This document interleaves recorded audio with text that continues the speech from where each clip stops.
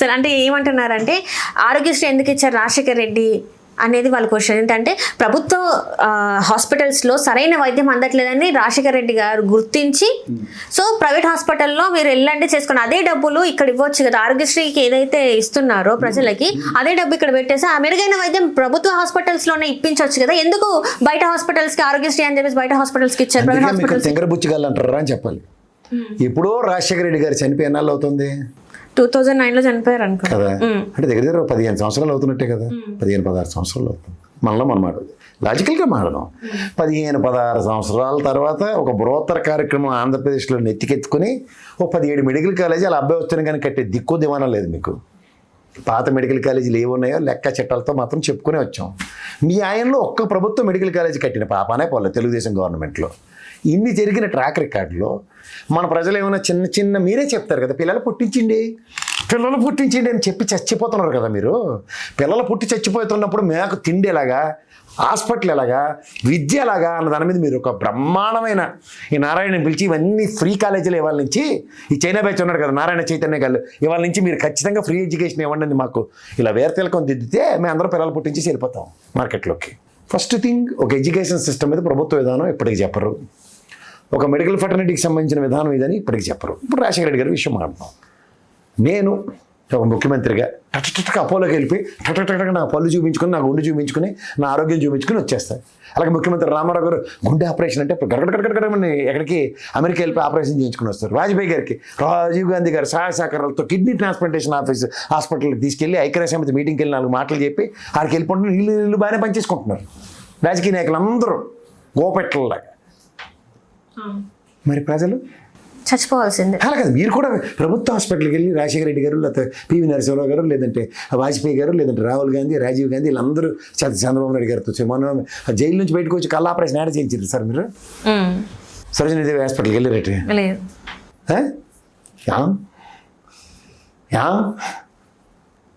మీరు చేయరు, మీరు ఆశ్రయించరు, కానీ మీరు మాత్రం వెళ్ళిన దానికి మాలాంటి వెళ్తే మీకు బాధ వస్తుంది. అంటే ప్రపంచ దేశాలు అలా చేస్తున్నాయి కదా, వీళ్ళు కూడా అలా చూస్తున్నాయి. ప్రపంచ దేశాలన్నీ విద్య, వైద్య, ఆరోగ్యం ప్రభుత్వ పరిధిలో ఉంటాయి. పిచ్చేషన్ వేయడానికి ఉండదు నీకు, ప్రభుత్వమే నీకు ఆరోగ్యం చూసుకుంటుంది.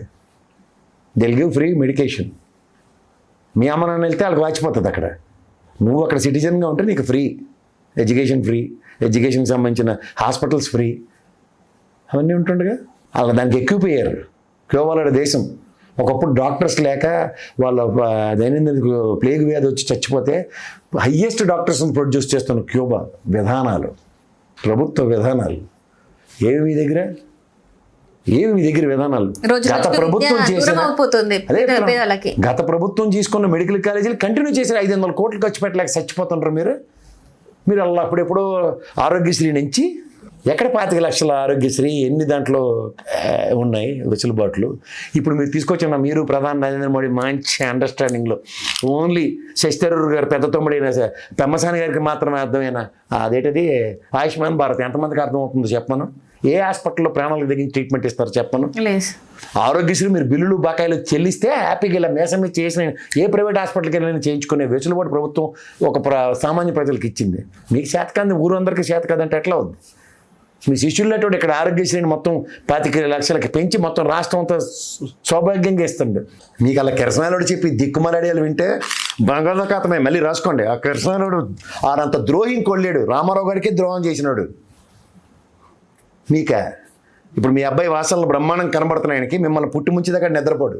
నాకు అడి మీద నమ్మకం లేదు మీకు. మళ్ళీ చెప్తున్నాడు డంకా పలాస్గా, డోంట్ అండర్ ఎస్టిమేట్ కిరసనాయుడు. ఆ పచ్చలోడు చాలా డేంజరస్, నోటోరియస్. వాళ్ళు ఎంత నోటోరియస్ అంటే రామారావు గారి జీవితాన్ని భ్రష్టు పెట్టించారు. నెక్స్ట్ నాకు తెలిసి చంద్రబాబు నాయుడు గారు ఎవరన్ క్యూ ఏం చేస్తారు సార్, వాళ్ళు రామారావు గారు నేర్చేసారు. ఈయన అంతే.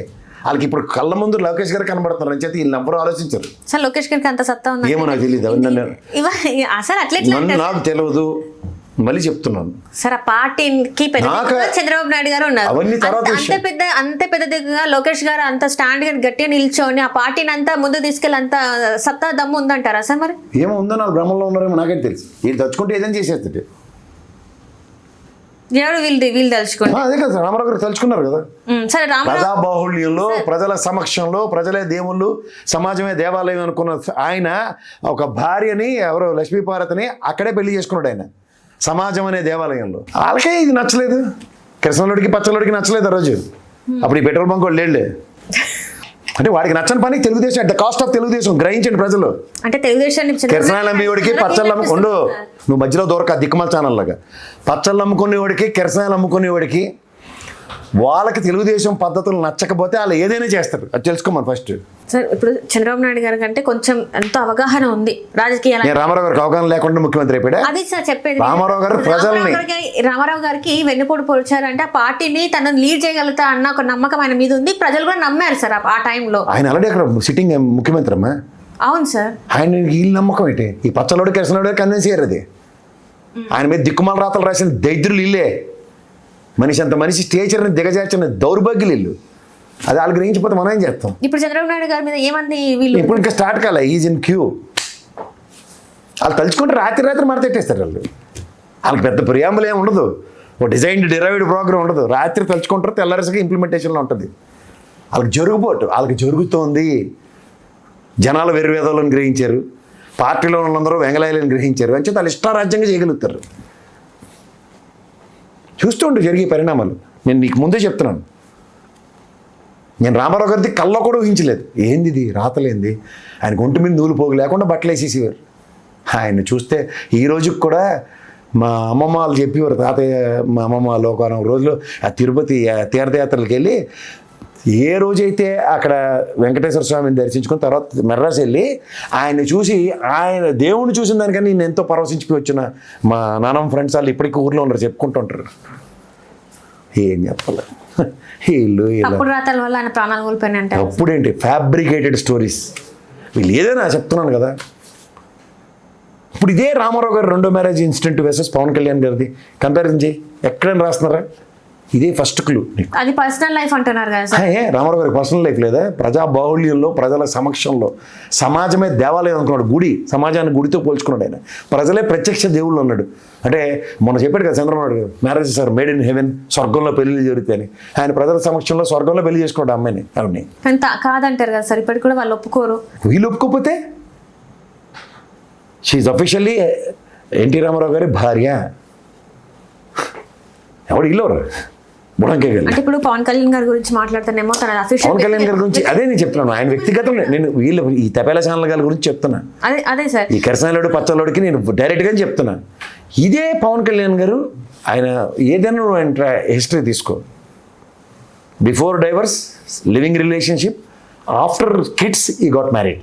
నేను ఇది సారీ సార్, సారీ చెప్పి మాట్లాడుతున్నా. ఇది ప్రాక్టికల్గా, బట్ వీ ఆల్ యాక్సెప్టెడ్. తర్వాత థర్డ్ ట్రాన్సాక్షన్ కూడా అదే, థర్డ్ వైఫ్, ఇప్పుడు రైట్ నా ఎగ్జిస్టింగ్ వైఫ్ కూడా before divorce it is happened. So ఇవన్నీ యాక్సెప్టెన్స్ ఈ తపేలా ఛానల్ కలుగుంటే what's wrong with Ramarao garu? ఇది కంపారిజన్. అంటే వాళ్ళకి నచ్చితే ఇంగుతో సమానం, నచ్చకపోతే అవతలోడు ఎవడైనా సరే అధపాతనాలకు తొక్కేస్తారు. జరుగుబాటు టాలరెన్స్ అని ఉంటుంది చూడు, రామారావు గారి టాలరెన్స్, ఆయన అభిమానుల టాలరెన్స్ వీడు పణంగా పెట్టేసాడు. ఇంకా అంతే అంటారా సార్ మరి టీడీపీ పార్టీ పరిస్థితి? ఎందుకంటే చంద్రబాబు నాయుడు గారు క్యూలో ఉన్నారంటే మీరు అన్నట్టు ఒకవేళ రాత్రికి రాత్రి ఏదైనా జరిగితే పరిస్థితి ఏంటంటారు? ఏదైనా జరగవచ్చు. వాళ్ళు రాయడానికి వాళ్ళు వెనకపడరు, అది పక్క డంకా పలాస్. సార్ ఏం చూపెట్టగలుగుతారు సార్? ఇప్పుడు చంద్రబాబు 100 చూపిస్తారు అంటే వివాహం అనేది చూపెట్టారు, ఇంకా మాట్లాడారు. ఇప్పుడు చంద్రబాబు నాయుడు గారికి ఏం చూపెడతారు సార్? ఎన్నైనా చూపిస్తారు వాళ్ళ దగ్గర ఫ్యాబ్రికేటెడ్ స్టోరీస్ ఫ్యాక్టరీ అది. సాధారణంగా మనం ప్రెస్ జర్నలిస్టులు అంటాం కదా, వాళ్ళందరూ సైంటిస్టులు. స్టోరీస్, కృత్రిమ స్టోరీలు, ఫ్యాబ్రికేటెడ్ స్టోరీస్, నెరేషన్స్లో వాళ్ళని మించిన వాళ్ళు లేరు. మన రోజా గారు జోగి రమేష్ కాన్వర్సేషన్ చూసావు కదా, రెండు పక్కల బాగా కత్తిరించగలరు, కరెక్ట్ చెప్పేస్తారు. ఇలా గొట్ట పీరికలు చీర నరసింహ సినిమా చూపించేదాకా వాళ్ళు నిద్రపోరు. సార్ అట్లాంటివి చేస్తే వెంటనే ఏమైనా చేయగలవా నువ్వు? బయటపడతామని తెలుసు, బయటపడతా నీకు అలా సరిలేరు. నీకు ఎవరు సినిమా ఇలా గూగుల్ ఇలా నొక్కితే బయటకు వస్తుందని. అసలు దాన్ని ఎంత చెయ్యాలో ఆ ఒక్క clip they can only do damage, వెంటనే పడింది కదా సార్. ఎంతమందికి తెలుస్తుందమ్మా అబద్ధం? నువ్వు చెప్పులు వేసుకొని లోపల ఊరంతా తిరిగి వచ్చేస్తుంది. నిజం నిలకడ మీద తెలుస్తుంది. అది చాలా వాళ్ళ టైం, దిల్ బై టైం. వాళ్ళ దగ్గర ఉన్న వింగ్స్ ఎట్లాంటివంటే they can spread all the nonsense in the entire market at the cost of people around. Right sir, మరి చూద్దాం సార్. రేపు ఆంధ్రప్రదేశ్లో రాజకీయ పరిణామాలు ఎట్లా ఉంటాయి ఏంటి అనేది మరి తెలుస్తుంది. 124 కాబట్టి ఉండవు. ఇక్కడ మనోడు ఊడిగం చేయడానికి అక్కడ ఉన్నాడు కాబట్టి పవన్ కళ్యాణ్ వాళ్ళు అంతకన్నా ఏం కాదు. అంచేత వాళ్ళకి ఏం చాలా ధైర్యంగా ఉన్నారు. అందరూ పవన్ కళ్యాణ్ ఎలా ఎక్స్పెక్ట్ చేశారంటే అలా యమధర్మరాజు ఎమ్మెల్యే సినిమా చూసా మోహన్ బాబు లాగా గెలిపి సినిమా చూడు ఒకసారి. అందులో సత్యనారాయణకి బినామీ కింద నిలబెడతాడు. గెలుస్తున్న కొద్దీ కాలే కదా తగులుతుందని సత్యనారాయణ మొత్తం ఎలిమినేట్ చేసి ఈ స్టార్టెడ్ డామినేషన్. ఆ సినిమా చూడుకోవాలంటే మోహన్ బాబుది. అలా ఈ పవన్ కళ్యాణ్ వాళ్ళందరూ ఏమనుకుని భ్రమించారంటే ఇతని వల్ల తెలుగుదేశం గెలిచేస్తుంది, సపోర్టుతో మొత్తం గవర్నమెంట్ వస్తుంది, మనోడు వైటల్ రోల్ ప్లే చేస్తాడని భ్రమలో ఉన్నప్పుడు చంద్రబాబు నాయుడు గారికి ఉన్న వ్యాపార మేధా శక్తితో మడతెట్టడంలో మడతకాజల్లో స్పెషలిస్ట్ ఆయన. అందులో ఏరు దాటిన తర్వాత బోడిమోహన్లో ఉన్న పైపచ్చి ప్రజలు గ్రహించలేనిది ఏంటంటే సత్యనారాయణ ప్లాన్ చేసిన మోహన్ బాబు అనుకున్నారు అట్లీస్ట్ వాడికి స్వయం ప్రతిపత్తి ఉంది, నన్ను నేను ప్రూవ్ చేసుకోవడానికి దిగజారి పైకి దిగడ్డాడు ఆ సినిమాలో జాగ్రత్త చూసుకుంటే మోహన్ బాబు క్యారెక్టర్. బట్ ఇక్కడ ఏది చేసినా నేను ఎదగలేను, స్వయం ప్రతిపత్తి లేని వ్యక్తి ఇక్కడ. అది గ్రహించాలి ప్రజలు. అవగాహన లేదు సార్. స్వయం ప్రతిపత్తి మెయిన్ ఏంటంటే say for instant political aspirations ఎట్లా ఉంటాడు, వాళ్ళ కుమారస్వామి ఉంటాడు 20, 15, 30 ఎంతకాలంనే నాకు ఇటు తిప్పి నేను వాడితే ముఖ్యమంత్రి అవ్వాలంటాడు. కర్ణాటక ఇక్కడ గెలిచిన కేంద్ర ప్రభుత్వం క్యాబినెట్ హోదా కావాలంటాడు, ఇంపార్టెంట్ శాఖ. నా వలన ఈ ప్రభుత్వం అన్నా సరే మొత్తం ప్రైవేట్ వ్యవస్థలు పెట్టిన విమానయ శాఖ వెళ్ళి రామ్మోహన్ రెడ్డికి ఇచ్చి ఏటి ఉపయోగం? ఆయనకి ఏటి పవర్ లేవు దాంట్లో. విమానాలు ఆయనవి కాదు, గవర్నమెంట్ కాదు, విమానంలో ఆయనవి కాదు, విమానం సంస్థలు ఏవైతే ఉన్నాయో ఉదాహరణకి అవి కూడా కంట్రోల్లో లేవు. మూడోది ఎయిర్పోర్ట్లు, అవి కూడా ప్రైవేట్ వ్యవస్థలు. నీకు అర్థమవుతుందా? దేని కరపెత్తనం చేస్తాడు ఈయన వెళ్ళి, ఉత్సవ విగ్రహం అన్నమాట. అలా ఇక్కడ కూడా కుమారస్వామి చూడు, మనకి స్టీల్ ప్లాంట్ క్రైసిస్ ఉంది. ఈ ప్రభుత్వం ఇచ్చే అష్యూరెన్సెస్లో బేసిక్ లాజిక్ ఉందనుకో పవన్ కళ్యాణ్కి చంద్రబాబు నాయుడు గారికి. మీరు జాగ్రత్తగా గమనిస్తే మాకు ఉక్కు శాఖ ఇవ్వండి సార్ అని కూర్చోవాలి. ఉక్కు శాఖ మంత్రి స్టబర్న్గా ఉన్నాడు అనుకో. దానికి మన రామ్మోహన్ రెడ్డి గారికి ఉక్కు శాఖ ఇచ్చినప్పుడు మా ప్రభుత్వం ఉన్నంతకాలం వైజాగ్ స్టీల్ ప్లాంట్ అమ్మనేమో, ఇలాంటి స్టబర్న్ డెసిషన్స్ ఉండాలి కదా. సార్ ఇప్పటికైనా ఉండొచ్చు కదా సార్. మళ్ళీ ఆయనే ఉంటే తెలసేరు ఎందుకని? ఆయన ఆల్రెడీ కుమారస్వామి పీఠం వేసి కూర్చున్నాడు. గతంలో అలా ఒరిస్సాని పెట్టారు, ఒరిస్సాని పెట్టి పెద్దలాటకం ఎట్లా పెట్టారు? ఓఎండీసీ నుంచి మనకి ముడిసరికి వచ్చింది వైజాగ్ స్టీల్ ప్లాంట్కి, దాన్ని ఎత్తేసారు. లాస్ట్లు వీళ్ళకి ఆ ఓఎండీసీ నుంచి ముడిసరికి అలరపెడుతున్న ప్రాతిపదికలోనే ఏం లేదు మీ దగ్గర ఉన్న డబ్బులతో ఎక్స్పాన్షన్కి వెళ్ళండి, ఎలా మనకి సాయం చేయరు అని చెప్పి ఓ తెలుగు తక్కువ వెంగళ నిర్ణయంతో వాళ్ళు యూజ్ ఎక్స్పాన్షన్కి వెళ్ళారు. అది లాసెస్ అని వీళ్ళు పోర్ట్రేట్ చేస్తున్నారు. ఇవన్నీ ఎవడన్నా మాట్లాడతారా? మన వాళ్ళు మాట్లాడాలి. ఎవరు? ముఖ్యమంత్రి, ఉప ముఖ్యమంత్రి, క్యాబినెట్ హోదా కలిగిన కేంద్ర మంత్రులు, రాష్ట్రం 124 గెలిచాం మేము, మా వల్ల మీరు ఉన్నారని బెదిరించగలిగారు. ముఖ్యమంత్రి గారే అంటున్నారు కదా సార్, మీకు జీతాలు ఎట్లా ఇస్తారు, మన వైట్ హెల్ప్ ఫండ్ ధర్నాలు చేస్తారని, ఇంట్లో కూర్చుంటే మీకు జీతాలు వస్తాయని చెప్పేసి ముఖ్యమంత్రి గారే మాట్లాడినప్పుడు ఇంకా ఎవరి దగ్గర ఉద్యోగస్తులకు బకాయిలు 40,000 కోట్లు ఉన్నాయి దగ్గర. అదే ఇంట్లో కూర్చుంటే మేము ఎందుకు ఇస్తాం అన్నట్టు మాట్లాడుతున్నాం. ఇంట్లో కాదు, వాళ్ళు ఆఫీస్కి వచ్చి పనిచేసిన వాళ్ళకి 40,000 కోట్లు బాకీలు ఉన్నాయి జీతాలు. ఎక్కడి నుంచి తెచ్చిస్తారు చూద్దాం. దీని గురించే మాట్లాడారు ఎలక్షన్స్ ముందు. జగన్మోహన్ రెడ్డి గారు మోసం చేస్తున్నారు, స్టీల్ ఫ్యాక్టరీని అమ్మేస్తున్నారు. వాళ్ళు అప్పుడే చెప్పారు. ఆయన మీద వంక పెట్టి they used Jaganmohan Reddy shoulder to fire the guns against people around. ఆయన మోసం చేసేయడానికి మనం భ్రమించగలిగేలా చేసి వీళ్ళు మోసం చేయడానికి ఒడిగట్టారు. ఇది ప్రజలు గ్రహించాలి. ఎప్పుడు గ్రహిస్తారు? వాళ్ళకి తెలియాలంటారు. Right sir, thank you so much sir. Hello, Telugu Rajyam channel చూస్తున్నారా? సామాజిక, రాజకీయ, జీవన చిత్రణే తెలుగు రాజ్యం. అతిశయోక్తులు, అసత్యాలు ఉండవు. రాజకీయ కోణం కాదు, ప్రజా కోణమే కొలబద్ద.